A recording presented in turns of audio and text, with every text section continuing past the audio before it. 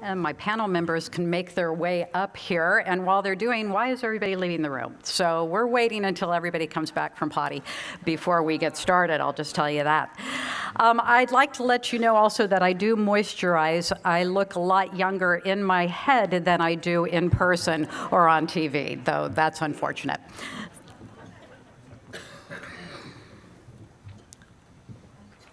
There we go. Good morning. Yes, just have a seat wherever you would like.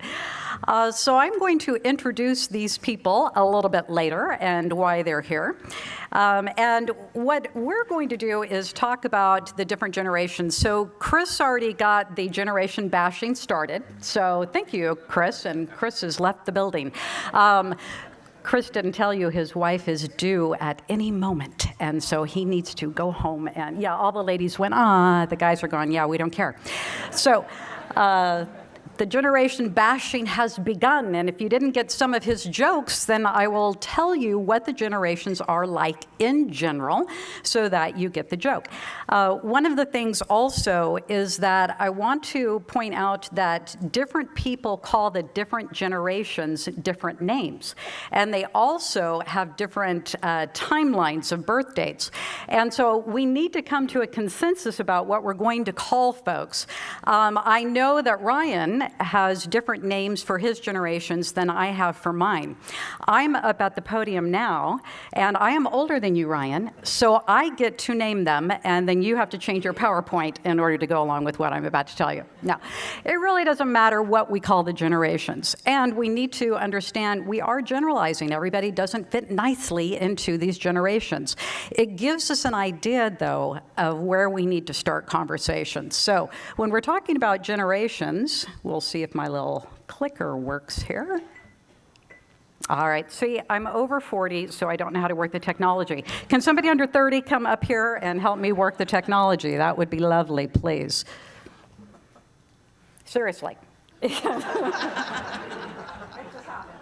Just click it for me, okay? There we go. See, that's how that works.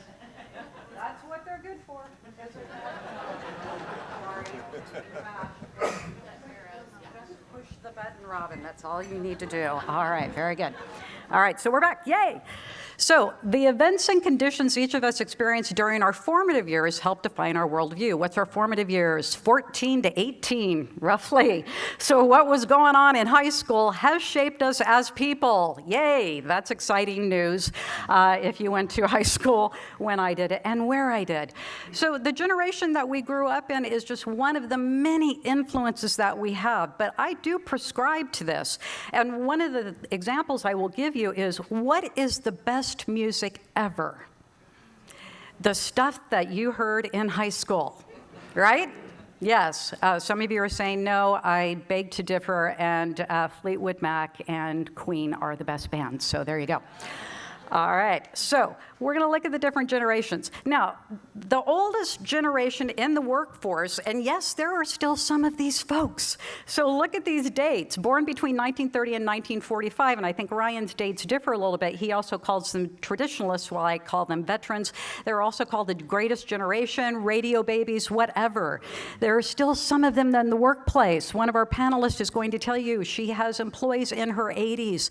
They will not go away. Yes. So my dad is turning 80 next week, still goes to work every single day, and he plans to die at work. And that's what he wants, and we'll just move him into storage, and we'll keep on going. So what was happening during their formative years? Well, we know this story, the crash, the Depression, World War II. Look at what they were watching at the movies as opposed to what we're watching at the movies these days. The New Deal, which Roosevelt created to get people back to work, and that work was mostly manual labor. So as a result of growing up during that time and shortly thereafter, Okay, seriously, you're just going to have to click the button. Yay! All right. They tend to have a practical outlook. What does that mean? They don't like to spend money. Their work ethic is dedicated, and so they tend to stay at one job for most of their lifetime if they possibly can. They respect people in positions of authority. Because you're in a position of authority, you probably earned it. And because you're older than I am and I was learned to respect my elders, I will give you respect. That has changed tremendously for very good reason.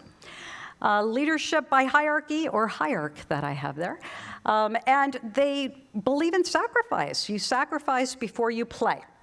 They're very civic-minded for the most part and make do or do without. And so if you're like me and you were raised by veterans, you were given a credit card to use only in case of emergencies. And if you ever had an emergency, you better be dying, because that's the only emergency they recognize. So spending putting things on credit was not something that these folks did. If you don't have the money, you don't get it. All right, so here are the boomers, and I was amazed to find out I'm in this group. I thought my parents were the boomers, and I was like, no, yeah, if you're born before 1964, you're a boomer too. Sorry to burst your bubble, if you didn't know that already. So the older boomers, and this generation is 18 years, and so the older boomers were doing Vietnam and civil rights and integration, sexual revolution. I wanted to have a picture up there about the sexual revolution, but I was told it was inappropriate, especially as an HR person, so I took it down. All right, and the space race. So as a result of living through this stuff, and by the way, if you're a younger boomer like me, born between 1960 and 1964, we have our own special designation. Of course we do, because we're special. And that designation is Generation Jones, because about when we were hitting graduation in the 1980s, it was Dynasty and all of these big houses, big mansions, big hair, big shoulder pads. You were, if you were in the 80s, you were there, big hair, big shoulder pads, purple eyeshadow, yeah. So keeping up with the Joneses became the motto at that point. And so we're Generation Jones. So I feel especially cool. Don't, because most of us go to prison and have illegitimate children. So that's what happened with that. Yeah, it was all that free love stuff that happened before us. So. All right, so how are boomers? Optimistic. We're good team players. We got credit in school for participation. Yeah, we think the millennials are the babies and handholders. No, we got participation points. But we tend to be very driven and take our work very seriously, and we love titles to demonstrate how serious and important that we are. View of authority. We hated it when we were younger. Don't trust people in positions of authority. But now that we're in positions of authority, we love it. And we want to be respected because we're there. Let's lead by consensus. Let's all play as a team. Personal gratification. I am trying to get plastic surgery. My husband won't pay for it. Perspective. Let's all work together as a team. The Gen Xers who are cynical, yeah, they hate that stuff. Don't try it. It doesn't work. And be anything you want to be, because during our formative years, all of these careers that were never heard of before came to light. And women could have equal rights and go to college. There are more women going to college now than men are, and getting degrees and being all that you can be, and that's what worked. And so that's what we still believe. We don't want to retire, most of us. Somebody asked me the other day, "Are you retired yet?" I hit her and then told her, I have 20 more years until I'm retiring. Don't force me out. I'm in my prime. All right. So that's just a little tidbit for you, Ryan. All right. What else? So here's those cynical Gen Xers. I think Chris was a fine representative of them. And so what was going on? Now, this is 1965 through 1976. The only clear dates of any of the generations is the boomers. Why? Because the birth rate skyrocketed after the war, and then it fell in 1964. Why did it fall? Birth control was invented. Yeah. Gen X is the smallest generation. There are about 5 of you who raised your hands. Yay, I'm Gen X. Yeah, you're overnumbered. Keep your hand down. All right. So what was happening to make these people so darn skeptical? Divorce, because the women's movement allowed women to get into the workforce. Single parents, latchkey kids. So here's a big clue. Lots of them were taking care of themselves, and sometimes younger siblings while their parents are at work. That's why they're so darn independent. Watergate and Iran-Contra, so people in positions of authority can't really trust them when your president has to leave office, and he still insists on the way into the helicopter, I am not a crook. You remember it, watching it on TV. Yeah, Sally Ride and Vanessa Williams, so women in space and Miss America, and women can be all they can. And then technology boom. These were the ones. Now, boomers, we were alive during the technology boom, but some of us didn't embrace it. Gen X embraced it and ran with it, and that's part of their expectations. So here's that skeptical word, yeah.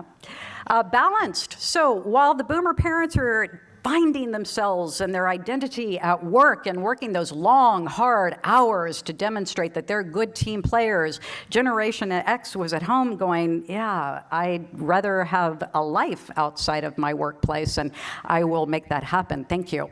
And I will only be working 40 hours a week, or 50 if I absolutely have to, and then I'm gonna go home and have a life. View of authority unimpressed. Just because you're in a position of authority, don't tell me what to do. Leadership by competence. You want to be my leader, prove it. A reluctance to commit to organizations as well, because if you can't give me what I need, then I'm moving on. And not only that, I was chagrined to read on monster.com advice by them that if you are young and if you are in a job for 2 years and you have not gotten a raise or a promotion, you need to get out because you're a loser. All right, so that's the advice by monster.com to younger people. Perspective, it's all about me, and don't count on it. They're a skeptical, unimpressed generation, so good luck working with that. All right, so I call them Gen Y. Ryan calls them millennials. I'm at the podium. I get to name them. Gen Y, so around 1975, 1995, somewhere around there, and what was happening to these folks? Well, they grew up on technology. And if you're like me, your 5-year-old grandchild can work technology better than you can. Yes, so they expect it. They like it. It makes life easier. They don't know life without it. Clean Air Act and the ADAs. So we had some stuff coming into our environment, into our government, to make us behave and to keep things clean for the next generation. Columbine. So this is a generation that started to see unsafety everywhere. And now we have school shootings almost every day.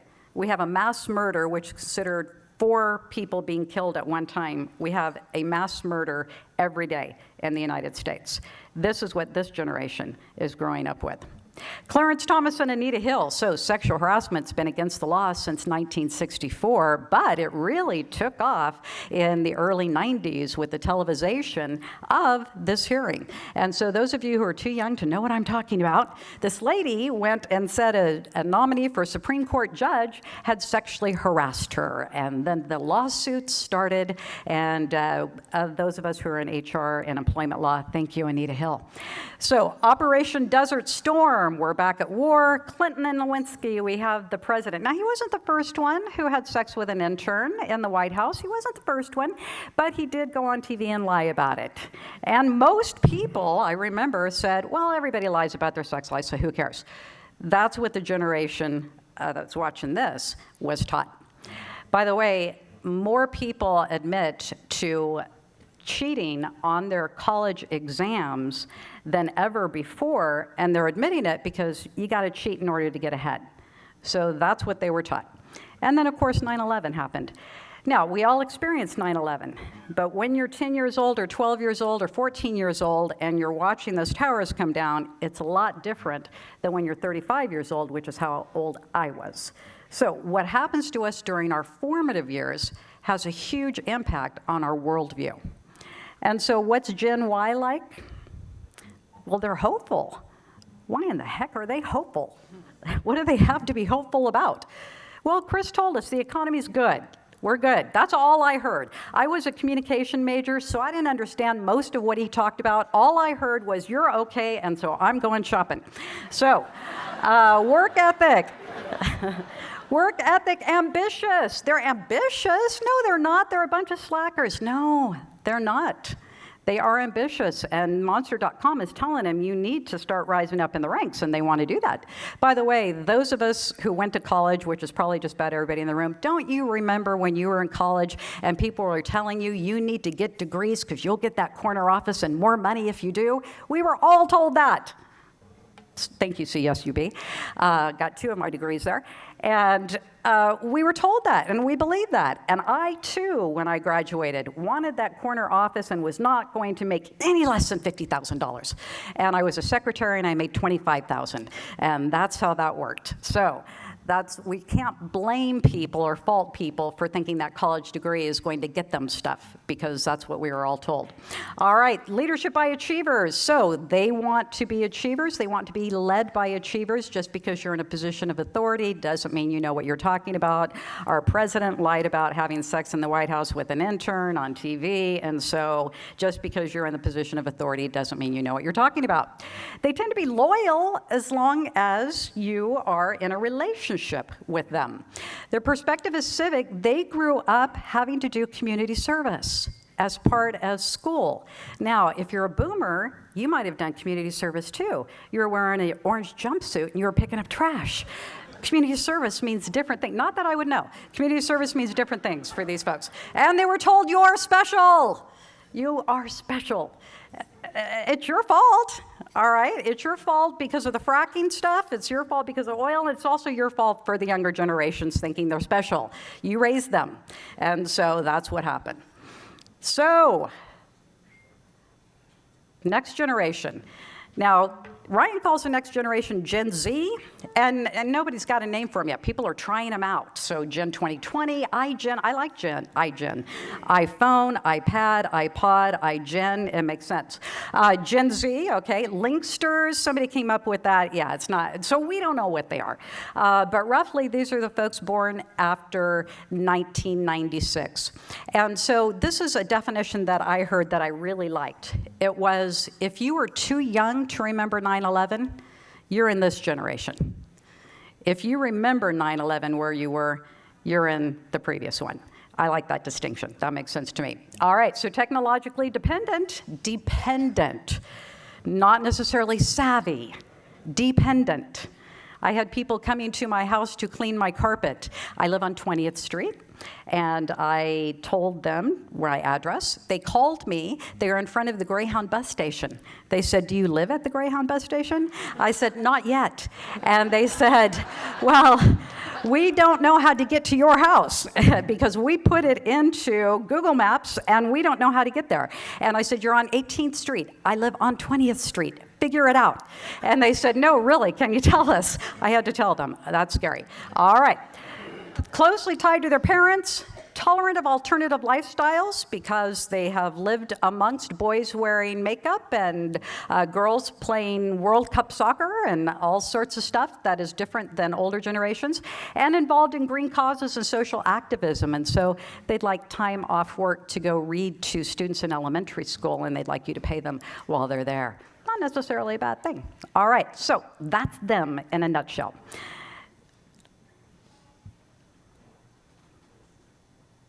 Okay. Oh, here we go. Oh, now we went too far. There we go. All right, then. So we have a panel of folks up here. And who are these people? Well, they represent industry leaders and managers and people all over Kern County. So we really tried to represent the entire Kern County here. So we have Sandra Bloxom. And Sandra is, I've got it, the employee manager at Grimmyway. Let me get everybody's title. Employee relations manager at Grimmyway. So we've got South Kern County representative.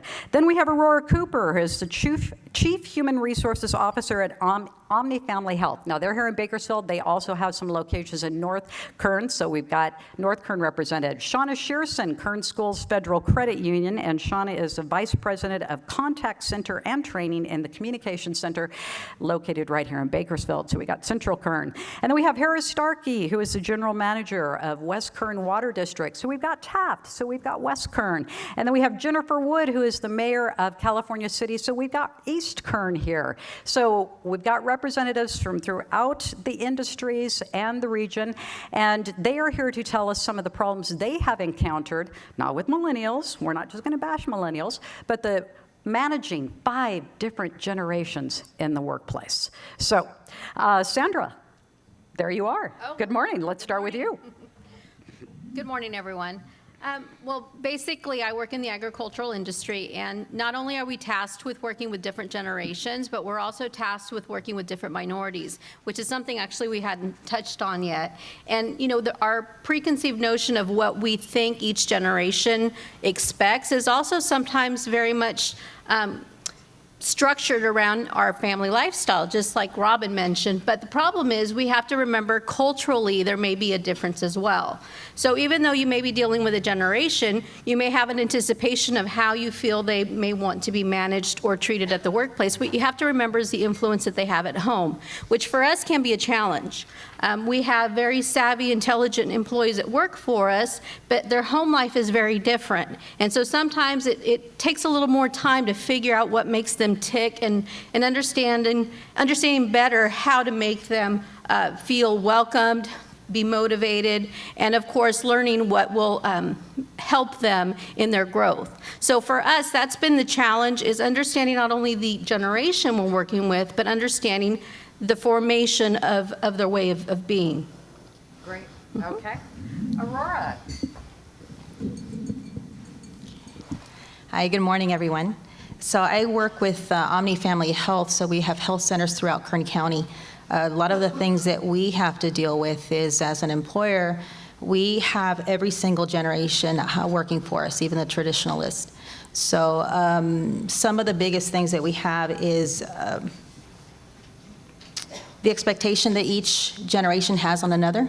So, for example, I have several, talking about managers, a lot of managers within different of the traditionalist, baby boomers, and Gen Xers are supervising the Gen Ys, and we have several millennials. I call them millennials, sorry. So the younger ones, we have several of those. They compose of, I think, maybe 40%, and then we have Gen Ys that are composed of at least 60, I already said, I counted too long. It's about 3/4 of our employees. So our supervisors are having, one of the biggest things, the challenges that I have also is we do need to educate them on the different, we educate them a lot on the diversity, however, it's educating them on the differences in the different generations. So we have people like Robin Paggi coming in and helping us with that. So what we're having to do is basically having them understand the diversity on the differences that we have and focusing the problems that we have on work. So we have a lot of new staff who come in. Like I said, it's at least 3/4 of our employee population, and is having to have an understanding of what each one of them, what expectation is. We do have to train the younger generations on what the expectations are. The older generations are having to explain more what the expectation is. It's not so much of this is the way they should know how to do it. We actually have to explain that to all of them. And the biggest thing is also all generations want the same thing, which is respect. Our older generations want respect on their experience, others on professionalism, and the younger generation want on their ideas and what they bring to the table. So they just want to be heard. So that's kind of some of the things that we're having to deal with. Thank you. Shonna. I can echo what Sandra and Aurora said are some of the challenges that we have, and it boils down to expectations and different communication styles. We have a lot of tellers, and those tend to be young people, either millennials / Gen Y, or even now some Generation Z. team members coming up, and they're being supervised by people in older generations, and they have different expectations. And so we do a lot of resetting of expectations and teaching the young people how to work in our workplace, and also trying to show that they are valued, trying to keep some harmony there. I do want to share one particular issue, that this being the Economic Summit, it comes down to sort of a financial issue for us that I'm working on right now. As being responsible for training, I have to look at how the different generations learn, and technology is a big issue with that. We have a position that's our new account and loan officer position, which has a lot of technical and software tasks required, but it also is a sales position, so it requires that the people have great interpersonal skills and sales skills. And typically, we promote from within and groom over time. We're opening the Delano branch, like next week, I hope, maybe this week. And anyway, so that's imminent. And so we found ourselves in a position where we needed to hire this position from the outside. And so we have hired some experienced, more mature workers, because we're looking for that professional maturity and finding that in someone who's had more life experience. We also have multiple software programs that are pretty complex, and so we're trying to teach them and finding it's taking a long time for our mature workers. And they're my age, you know, but I took a typewriter to college. My kids have grown up with a computer, and the millennials, I think they've all had access to that. So they approach it from a different place. So now I'm wondering if that's the way to go, or if it's really makes more sense to take some agile minds and teach them the tasks, and then focus the training efforts on professional maturity, sales skills, and interpersonal skills. And assuming that we could achieve the same excellent result for our members in either direction, then I have to look at what's the more economic way of going about that. So that's something that is a challenge, a current challenge for me. Great. Harry. Good morning. Well, so for me, I think what's been interesting to observe in the millennials is the gender shift in potential leaders. I'm looking at my organization and succession planning, and it's really easy to identify leaders in female millennials. It's very difficult in the male millennials. And so, I mean, look at our panel. You can see there's a shift in gender leadership. And I think it's a good thing. And so I think one of the things I struggle with in my blue-collar workforce is identifying those young men. Blue-collar tends to be more male-oriented, is identifying those boys that can be leaders in the future. So I think that's interesting. Another kind of anecdotal thing that's interesting with millennials is not only are you drawn into texting in terms of communicating with them, but you're also required to include emojis so that the context of your communication, and there is a difference between an emoji and an emoticon, and I refuse to use emojis with my employees, but I will put a smiley face once in a while. They really want to know that, hey, am I okay? So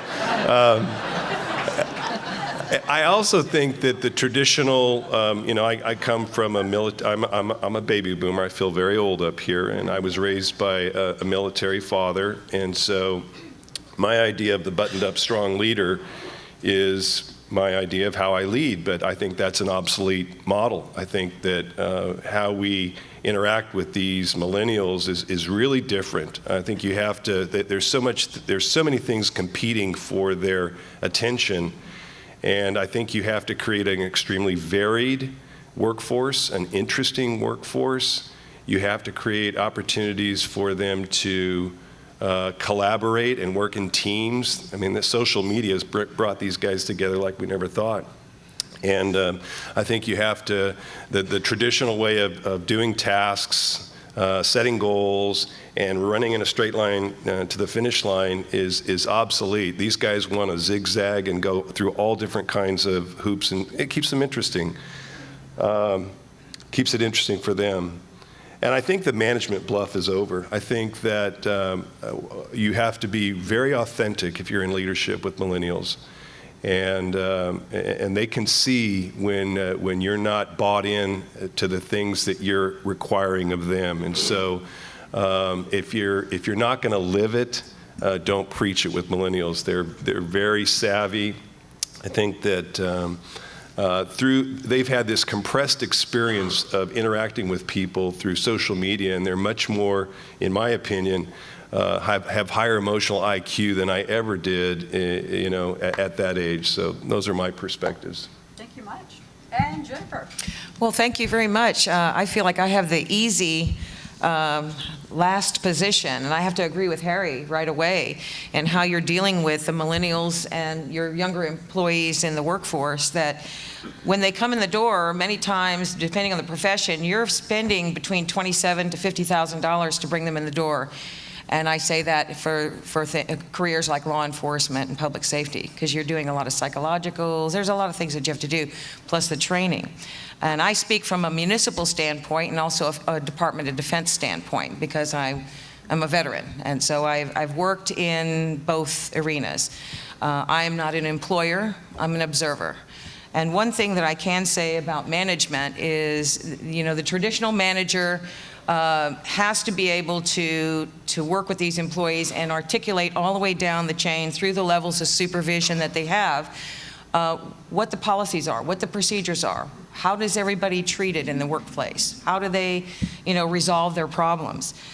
Because what's happening is you're getting a highly motivated, you've spent a lot of money to bring this person on board, you have a highly motivated employee, and after 2 years, they come in wanting to contribute greatly to the organization, but they feel as if they see double standards based on the other ages in the workforce. What you're allowing this manager is allowing certain employees of the peer group to do is different from others. So it's kind of like the not exciting part of what I'm trying to tell you, but I think if you have clear policies and a chain of command in your organization, and you know how to engage these young people that are in your workforce, I mean, the thing to get more value out of them and get more loyalty out of them, and what I'm observing is you have to engage them in the process of improving the organization, and they have to feel that they have input for success, because lacking that, unfortunately, because of the excitement and the many directions that they want to go in, they'll get to the point where they're not happy, and they will go and find another job, not necessarily a better job, just another job where they feel, like they're more part of the organization. And I like to say that our employees are our lifeblood. Whether you're in a corporation, a small business, you work for government in any level, you really need to retain these people. And if you don't find the creative ways to do that and employ folks that can help you with the training and help you with the tools that you need, you're going to constantly, in some businesses, you're going to constantly be making that, let's say worst case, $50,000 investment to get a person in the door. And you want to try to, we don't have that kind of money. A lot of us don't have that kind of money to pay.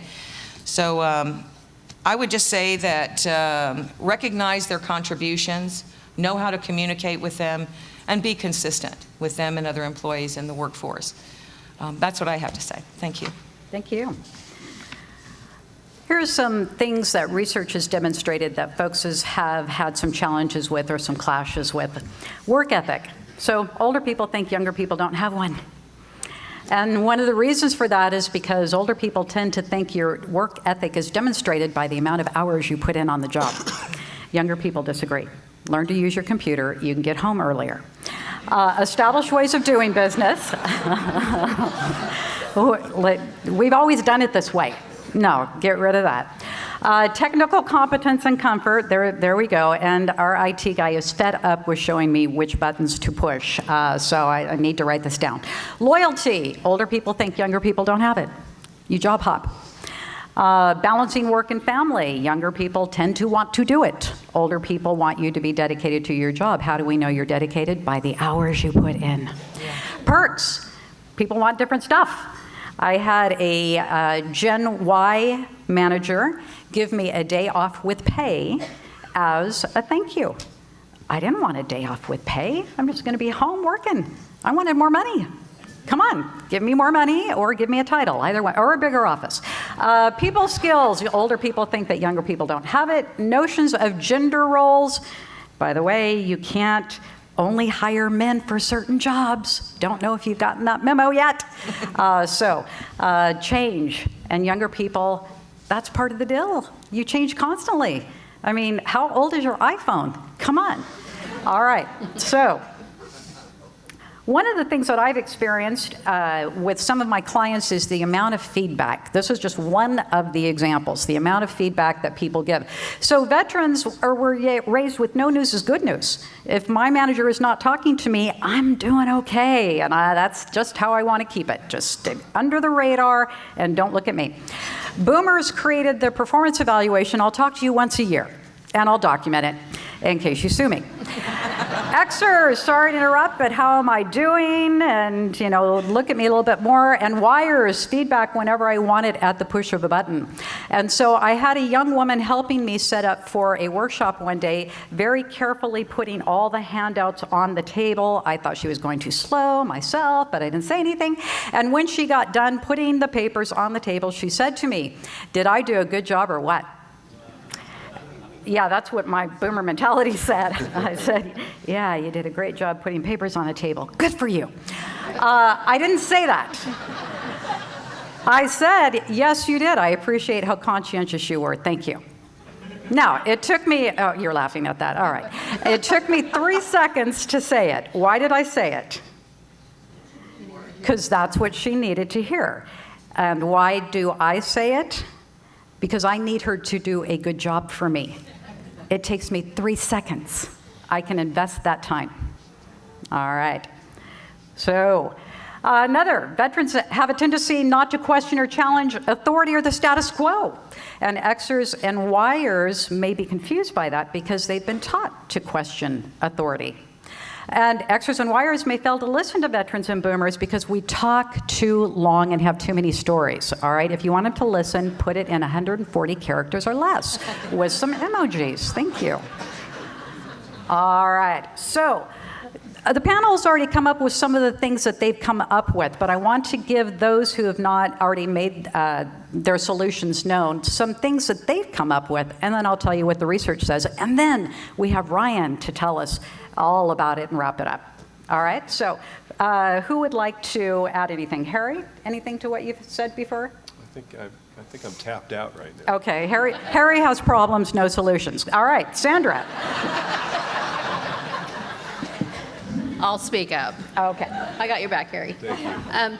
Well, for us, it's something that another panel member brought up is also investing time in training and learning different ways to communicate. Our company's also utilized Robin's services, and we found that not only is it informative, but it's also a very provides a lot of aha moments for our managers that never really thought how they manage certain generations was received, or how more effective they could be if they learned to recognize the individual and their needs. So, one of the things, for example, that came to mind while Robin was speaking is ADA. ADA is something that affects our older generation at the workplace for obvious reasons. There may be some health issues that develop as they're older. But in our younger generation, surprisingly enough, we get a lot of accommodation requests as well because they're very aware of what's available. And so for me, it's an interesting, dynamic in that our older generation and our younger generation are conscious of the same issue. And that's something that I never really would have thought of had I not actually see it evolve. And so for me, it's really just listening and understanding what forms of communication we can offer, what type of training will benefit our staff, and encouraging involvement, because some of our managers don't like training. And we have to remind them that it's going to benefit them. And of course, we force them to sometimes, but we want to make sure that they understand that overall it's going to benefit them and their group. And so for us, that's been very successful, is reaching out to outside resources for training. Oh, he does have one. Yeah. I just wanted to say that this, I chose the panel, but I did not tell them to tell you to hire me. So I just want to make that clear. All right. Okay, well, and this is going to be a plug for Robin, but great. one of the things that I have found in those, it's easy to manage easy people, but it's those tough people that you just can't seem to connect with. And one of the things that's unlocked that beyond understanding millennials and Gen Xers and those kinds of things is personality typing. And I'm a huge believer in Myers-Briggs. And with those individuals where I just can't figure out how to get through to them, Myers-Briggs has unlocked kind of that key to understanding this. It's not that they're bad or I'm good or I'm right or they're wrong or whatever. It's just they're a different type of person. They communicate differently. They understand things differently, and they might not understand what I'm trying to communicate. So Robin does this kind of training, and you can do it online. It's a great way to kind of unlock some of these difficult relationships you have in the workforce. Shonna. One of the things we've talked about is technology and the differences as we approach those. I have teenage sons, and at a recent freshman orientation in high school, they talked about the BYOD policy, and I'm like, what is that? And they said, bring your own device. And they were actually instructing my child to bring his cell phone or his smartphone or iPad to school. And it blew my mind because I can't comprehend this. And it's an issue that we really struggle with our frontline team members especially. They want to have their cell phones with them at all times. And so some solutions to deal with that, I think first and foremost are re-examining your policies. When is it okay to have a cell phone? When is it? And communicating that clearly and really working with that. The other thing that we do is when it's not as important when they're not serving a member, for instance, especially in our training classes, instead of going 2 hours and then taking a break, we're taking actually tech breaks about every 45 minutes to an hour. So they're shorter breaks, but you can pull out your cell phone now and look at that, and then trying to keep the distraction away. So re-examining those policies and not just having a no policy that's not working, kind of taking a tip from the public schools at this point. There you go. Aurora? Just like mentioned before, the knowledge, having knowledge, especially your managers, the ones dealing with the employees, them knowing the difference in the generations and what helps. It just helps build their ability to be able to have better conversations. So and increasing the chances of them being heard by the employees and understood better. Because if they show the understanding of the other person's perspective, it's just that's pretty much helps reduce the tension in the conversation and be able to have them listen to you and have them engaged. So that's all I have to say. Jennifer? Well, Robin, time's up, so I'll make it just short and sweet. Learn how to communicate with the different levels in your workplace. Make sure that you recognize your employees, and it can be something, you don't have to give them money, because I found that some of the younger employees that are like in our city or even in the military are not motivated by money. They're motivated more by being part of a team, being part of the solution, being dedicated to their job. So, I mean, sometimes just in a work meeting or a briefing, recognize just something as simple as recognize and act in front of their peers. But it's real simple. Thank you, Rob. Thank you. Well, and so just to wrap up here, people are different. And with the generations, we have generalizations. It gets the conversation started. Continue the conversation. The basic life principle is this, and aren't you lucky that you're here to hear it? This is it. So if you're on your phones, put them down. This is it. Give people what they need, and they will give you what you need. So get the conversation started, find out what they need from you, and finally, everybody wants to be a part of the workforce. Everybody has something to offer. Let them and benefit from that. Thank you.